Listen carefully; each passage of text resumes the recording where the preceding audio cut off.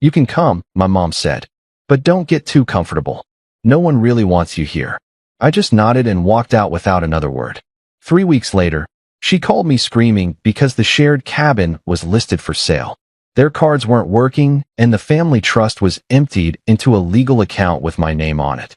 I don't know if it was the champagne talking or just 40 years of entitlement spilling out, but I remember exactly what my mother said as I pulled into the gravel driveway. You can come, but don't get comfortable. Nobody really wants you here. That was the moment something shifted in me. I had my suitcase in one hand, a bottle of red in the other, and I didn't even look at her. I just walked right past into the cabin I bought. She said it so casually, like I was a distant relative showing up uninvited. And maybe in her mind, that's exactly what I'd become. Not a daughter, not the owner of the house they were celebrating in, just someone inconvenient. Inside, it looked like a party catalog exploded. Twinkle lights everywhere, rose garlands on the beams, gold 40 balloons tied to the railing. My cousin Mark was fiddling with the speakers. His wife was reheating catered food in the kitchen like she lived there. My parents were in the center of it all like some kind of king and queen in a kingdom they never built. I had to step outside for air. It was like watching a play, a fantasy my family had written where I didn't exist. They all thanked each other, complimented the decorations, gushed over the food, laughed about our favorite place. Not one word about me, not even a nod. During the toast, my dad raised a glass and said, "This place has been the heart of our family for years. We've made it our own."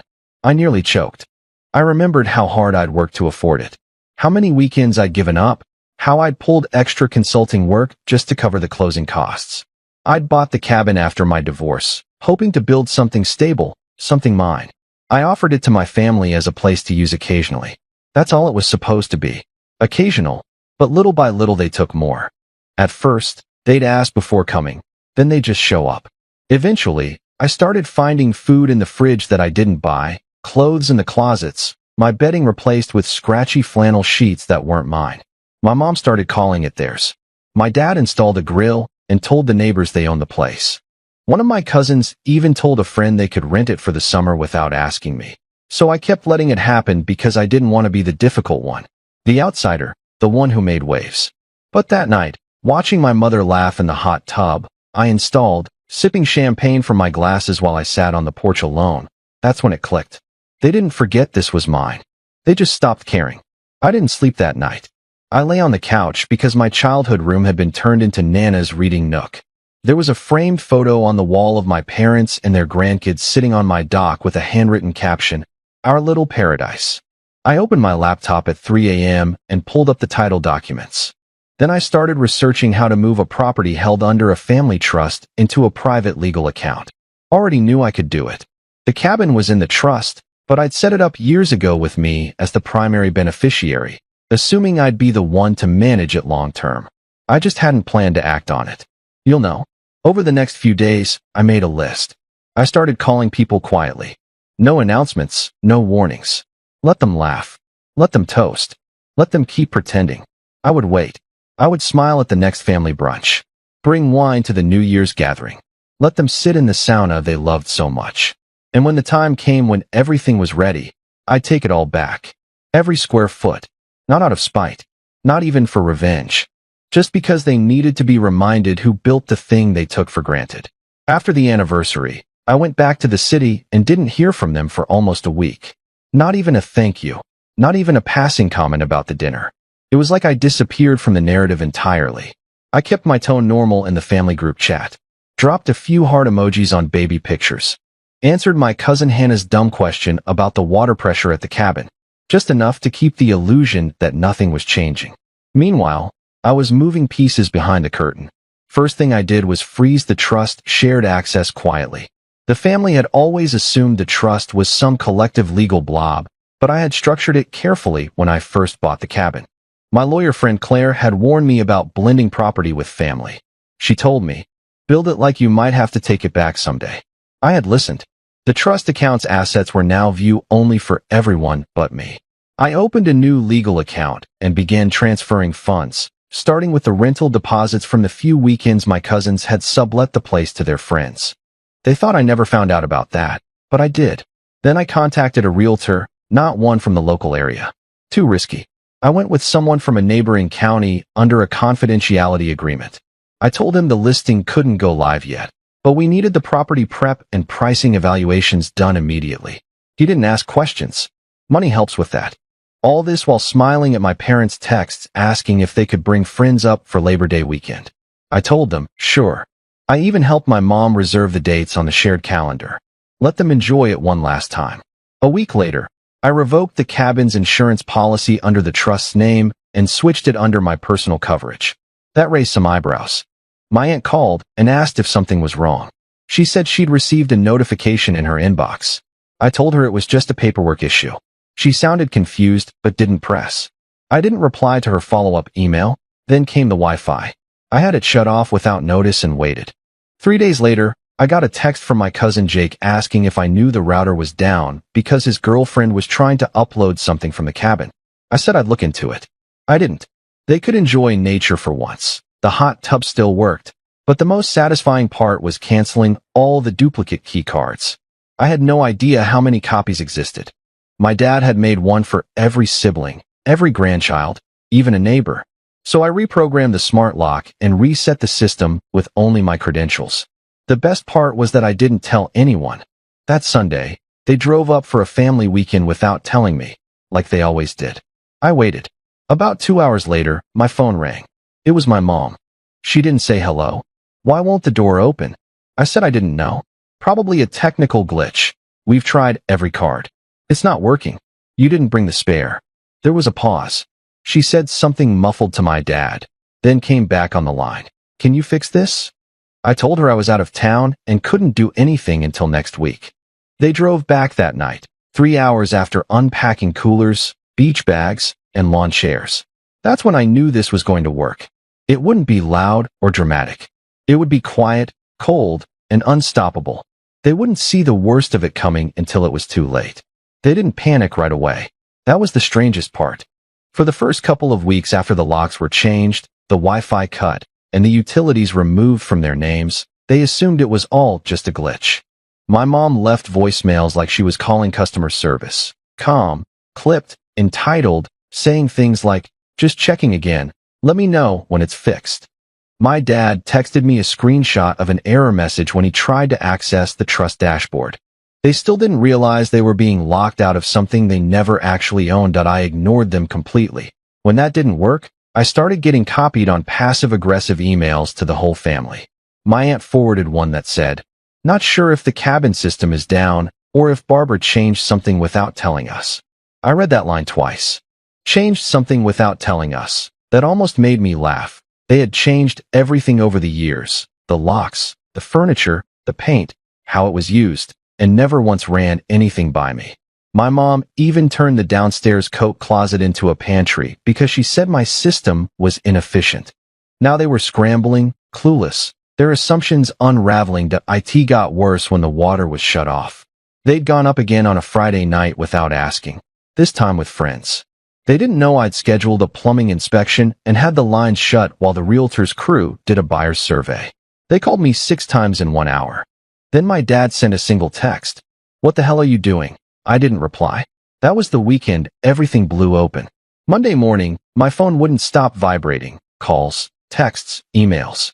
First my mom, then my cousin Ashley, then my aunt, then all 3 at once. By then, the listing had gone public. The realtor posted it without the address, just the description, updated lakefront property with private dock, sauna, hot tub, and 2 fireplaces. Serious inquiries only. They found it immediately. Instead of calling calmly, they did what my family always does when they don't get their way. They ganged up. Emails poured in from relatives I hadn't heard from in years. Some played nice, saying they were confused and concerned. Others went straight to rage. My cousin Eric said I was mentally unstable and needed help. My mom accused me of acting out because I was jealous of everyone else's closeness. That one hit a nerve. She truly believed I was bitter about being on the outside, as if I'd put myself there. As if I hadn't tried for years to belong, to contribute, to be part of something. And the moment I claimed back what was mine, I became the villain. That night, they tried one last move. They attempted to access the trust account again, not just to view it, but to withdraw funds. My dad must have thought he still had hidden permissions. I got a fraud alert immediately. Multiple failed logins and a flagged transaction tied to a card in his name that I called the bank and froze everything except my access point. 5 hours later, my mom called again. I let it ring. She called back. This time, I answered. She didn't say hello. What did you do? Her voice wasn't cold or angry. It was panicked that I told her the trust had been closed. The account dissolved. The property listed for sale, fully within my legal rights and fully documented. There was nothing left for them to use. The funds were protected. And yes, only my name was on the account now. There was silence. Then she said something I'll never forget. You've ruined us. I wanted to ask if she had ever thought about what they'd done to me. If she ever considered how it felt to buy something so personal and watch it treated like a free hotel. If it ever crossed her mind that I was simply tired of being used. But I didn't say any of that. I just hung up. By morning, my cousins were flooding the group chat like someone had died, comforting my parents, calling me cruel. No one asked for my side. They didn't care why I did it. They just wanted the cabin back, and they weren't getting IT'd by the end of the week. They turned everyone against me. What I didn't expect was how fast their lives unraveled. My dad's pension deposit bounced because he'd been routing it through the trust. My mom's trust credit card stopped working, groceries, Amazon, even a salon visit she couldn't pay for. Meanwhile, the cabin received 3 strong offers, 1 all cash. I accepted quietly, without telling anyone. Then my cousin's ex-husband reached out. He warned me my parents had tried years ago to restructure the trust behind my back and take ownership. That's when I realized this wasn't entitlement. It was a long plan, and I wasn't supposed to keep what was mine. After I accepted the offer, my uncle was hospitalized with a minor heart issue. My mom blamed me. I stayed silent. Then came my daughter's 8th birthday. I invited everyone like always. No one showed up. No calls. Just a message from my mom saying, "You made your choice." I made the day special for my kids, but that night I realized I'd won and still lost. When the money hit my account, it didn't feel like victory. The cabin was gone, sold to strangers who didn't care about family history. I didn't tell anyone. A week later, my uncle showed up at the cabin anyway and had the sheriff called on him by the new owners. After that, the gossip spread. Relatives posted cryptic messages online.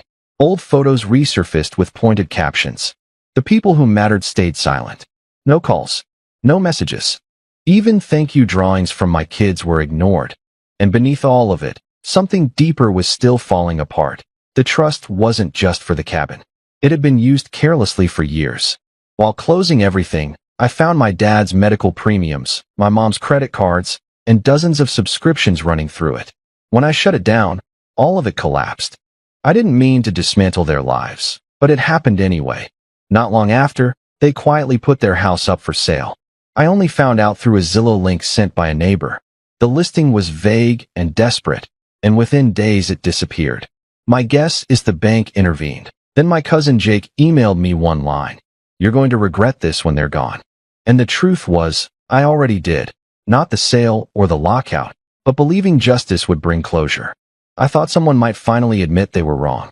Instead, they rewrote the story and made me the villain. A letter arrived with no return address. Inside, a plain card read, "You forgot who you were raised by." I knew exactly who it was from.